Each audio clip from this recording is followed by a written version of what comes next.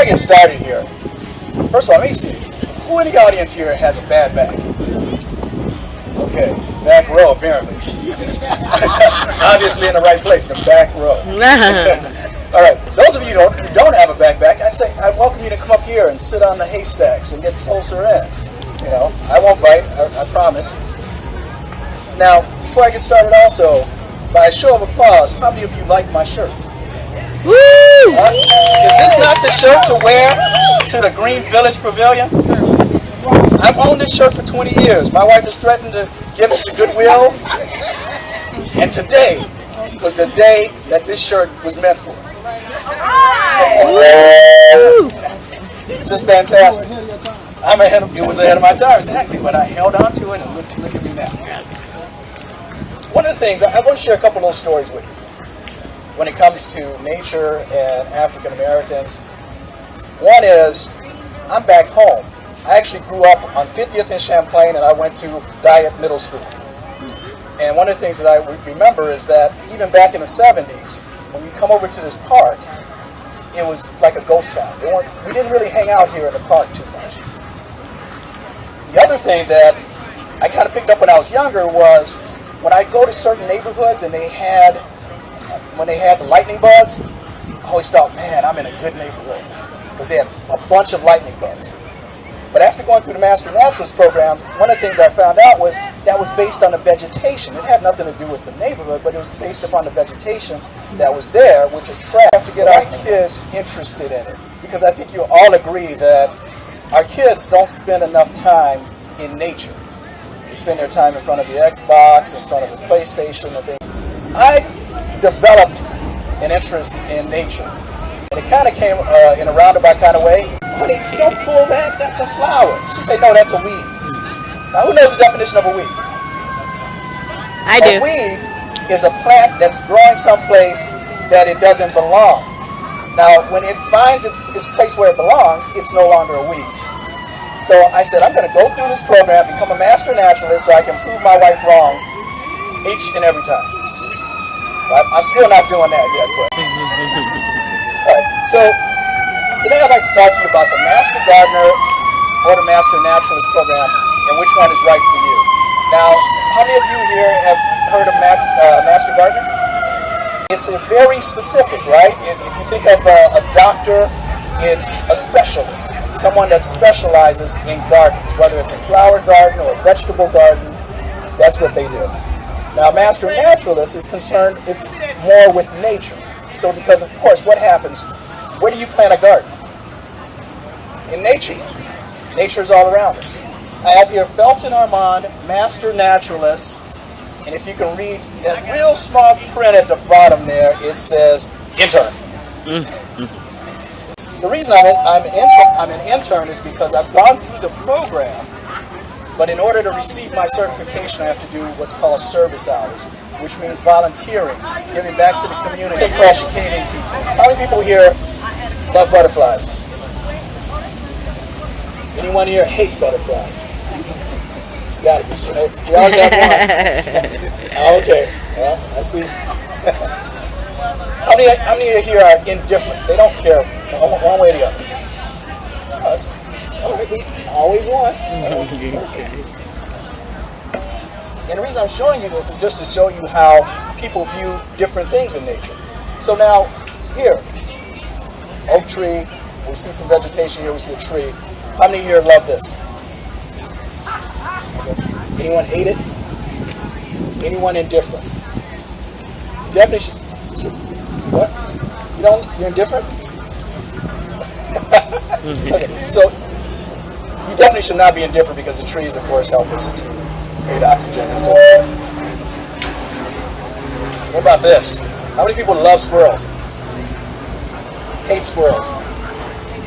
Yeah. Anyone care to share why they hate squirrels? Because one ran in my house. One ran in your house, okay.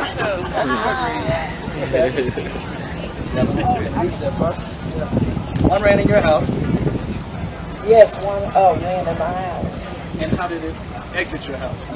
We just had to open the back door because it was in our attack mode. Okay. Yeah, and his shoulder teeth and everything.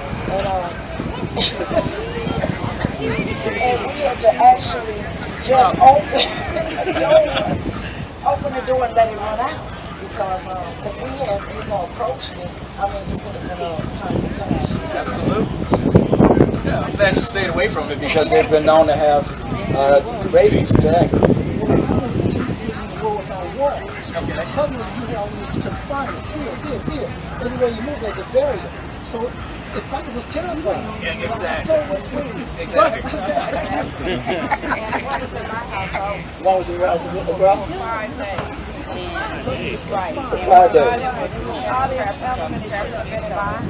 They can stay without food or 7 days. They can stay without food or water for 7 days. Those are fact. So we would sleep at night and in the day. Wow. We had to get a trapper. Wow. That gets to be expensive too, bringing the trappers in because they have to check the cages every day. People see squirrels as rodents. Right. But if you think about it, squirrels actually help perpetuate the species as far as trees are concerned because they bury the nuts from the trees and then, of course, those grow up to be the trees that we have around us, now. They serve a purpose. So that's the other thing that I want to impress upon you as far as nature is concerned, is that each animal, insect in this world serves a purpose. And as mentioned by this gentleman here, they're smaller than us. In most instances, they're afraid of us. And we shouldn't be afraid of them. What about this? Love it? Love it? Oh, beautiful, yeah. Indicator species. How many people hate frogs? I mean, why would you hate a frog, right? I mean, you grew up in Kermit. Why would you hate a frog? Anybody indifferent? Indifferent? Okay. Well, the frogs help to keep down the mosquito population. Did you know that? Yeah. See, you should like them. That's why we shouldn't try to displace them. We should create a space for them within our environment. Because guess what? We're encroaching upon where they stay.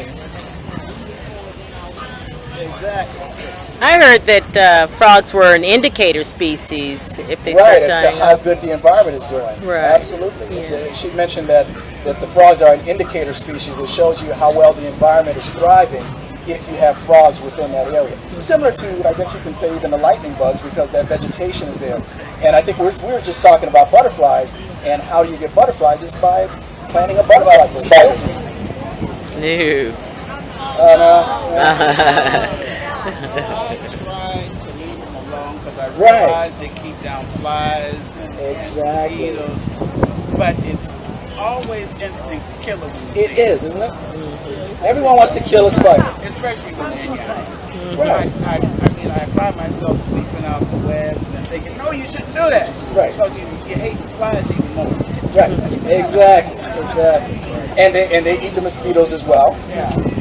And the other thing that you'll find is, one of the things I'll try to impress upon you to do is, I do relocation. When I run across, because I have 3 daughters at my house and my wife, first thing they do when they see a spider is, kill it! Daddy, come kill it!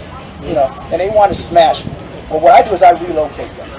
All I do is I get a jar, I put it over the spider, I get a piece of cardboard, I slide it underneath the jar opening, I take that outside, and I release it. And if you believe in reincarnation, that could be your great uncle or somebody. I'm just saying. And the other thing here that you'll notice here is that a lot of the fears that we have are based on myths. They really are.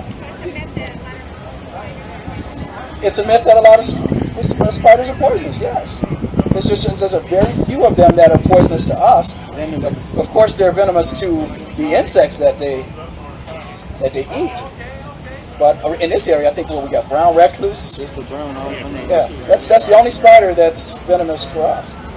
Yeah. But of course, if you get bitten by a spider, you want to pay attention to it. The Master Naturalist and the Master Gardener programs, they take place in areas in the forest preserves. The forest preserves are one of the best kept secrets that we have in the state, in the city, just throughout this country. But one of the things that I want to impress upon you are the things that you should do to protect yourself. When you go into the forest preserve, if you're going to be walking through the woods, long sleeve, long pants. You want to have your socks come over your pants leg to protect you from the ticks or things of that sort. If you stay on the trail, you don't pretty much have to worry too much about that. You want to use something that has a bit of DEET in it, although not a high concentration of it. And if you want to stay away from the chemicals, what works, ladies? Skin so soft. Let's talk about etiquette when you go to the forest preserves. You want to stay on the trail. You don't want to go blazing a new trail because you're disturbing life systems that exist out there. You have to respect other visitors. You want to minimize noise. Don't block the trail. Stand there and make people walk around you. You want to respect nature. They say in the forest preserves, the only thing that you should take out of there are memories. Really. You'll see people, you're going to forest preserve, you see people coming out with big bushels of plants and so forth. You're not supposed to do that. Take pictures, leave. Inquiring Adventure is a program where you get a group of kids or even adults and you go out to a forest preserve and you say, what do you want to measure? And it can be anything. One of the things that we considered during the training was we were in the middle of the forest